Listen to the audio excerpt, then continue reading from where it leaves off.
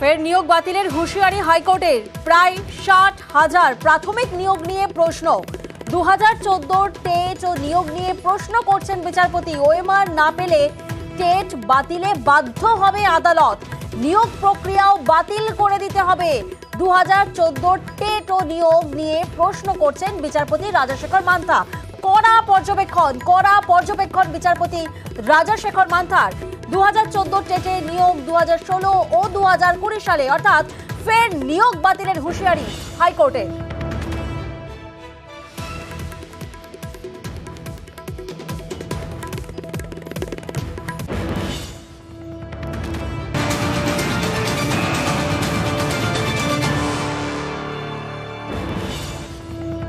আর অন্যদিকে মুখ্য সচিবের ভূমিকায় ক্ষুব্ধ আদালত। নিয়োগ মামলায় মুখ্য সচিবে ক্ষুব্ধ বিচারপতি।